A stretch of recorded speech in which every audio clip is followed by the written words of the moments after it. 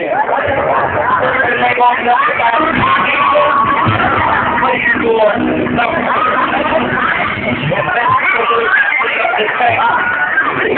According to the later tradition, the Last Supper took place in what is called today the womb of the Last Supper on Mount Zion, just outside the walls of the old city of Jerusalem. It is traditionally known as the upper room. In my time of studying, I found out that Jesus revealed that one of his apostles would betray him and that it would be Judas. Judas is described as retaliating despite each apostle that he would not betray Jesus, that the betrayal would be one of those who were present. Isn't it mighty strange how the present ones are those who may betray you? It was the Last Supper that Jesus had eaten during the first century. Some theologians say Jesus died on April the 3rd, AD 33, whom most Christians regard as the Son of God as well as the Messiah, was arrested and tried and sentenced on Pontius Pilate to be scorned and finally executed on the cross. Christians have traditionally understood Jesus' death on the cross to be holy sacrifice that atones for humanity's sins and makes salvation possible.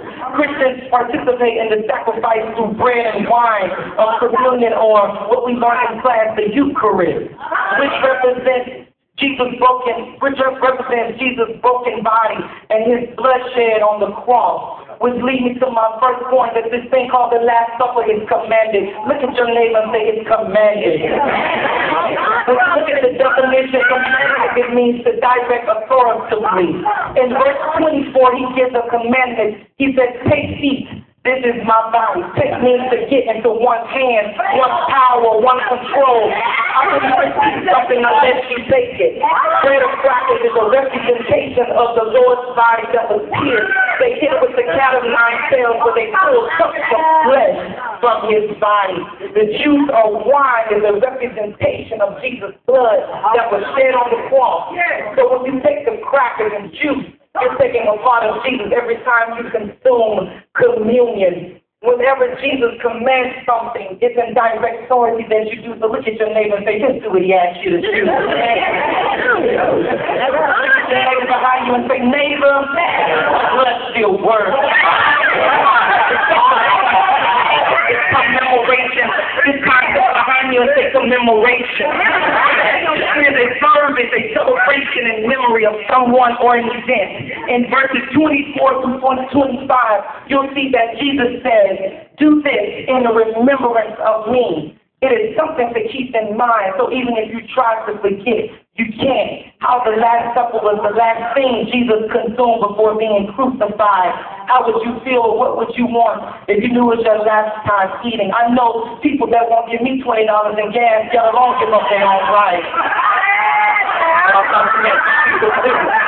Always make sure you don't forget what makes our living possible. It was the Last Supper that led up to Jesus' crucifixion, which leads me to my final and my last point. This time, look on the other side of you and say, the Last Supper is a conditional thing. It means depending on your condition. I have often heard in church preachers say that you can't partake in the Lord's Supper unless you have clean hands and a clean heart. In verse 28, it says, let a man examine himself, which means you have to inspect or to investigate yourself. Because if not, you can bring damnation, which means condemnation or eternal punishment as a consequence of your sin. It's so strange and deep, unworthy of undeserving. I never understood how the mothers or some of the older people back in my day, as I was growing up, would sit and chillax back on first Sunday, because on Saturday night I would get myself together, I would get my suit out, and I would get my shirt and my tie and my pants, and I would get here. I know from being running late, but I would get here early on first Sunday morning. I would kneel down at the altar and I would pray and I would ask God to get me together, because can't nobody check me like I can. You may have to check it. Now, I would get up and I may come in sad and despondent about the casualties of the world, and I would get ready to take my supper, and before I could even reach and get near the communion table, something would stir on the inside of me, because I had to think about everything that he had to give us for me. stagnant because I can speak for me now. I can even look at you tonight, and I can even look at my mother and father if he had not decided to do what he did. I had to think about in 1990, I was 1 year old, and my mother was attending the Temple of Divine Holiness Church. And back in the day, the mothers and dying, and the pastor had crazy faith and crazy power because they believed that God would do some crazy things. And they one Sunday night, they came in and they laid me down on the communion table. They began to pray because my feet were turned inward. And as my mother began to pray and speak in tongues, and everybody began to go into a heavy praise, about halfway between the service, my feet began to turn out. So I can't speak for you, but I can say that my mother would have never experienced 1990 if he had not did AD 30.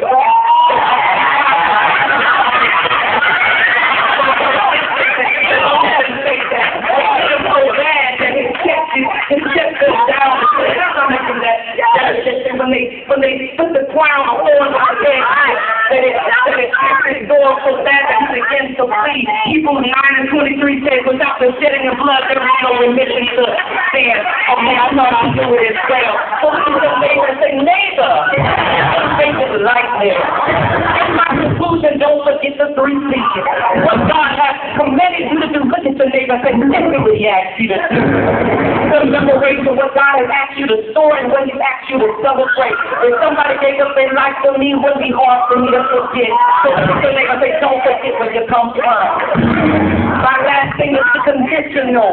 Make sure that you're conditioned. Make sure that you don't have heart in your heart. Make sure you come with clean hands and clean heart. Not falling out with kooky and boo-boo.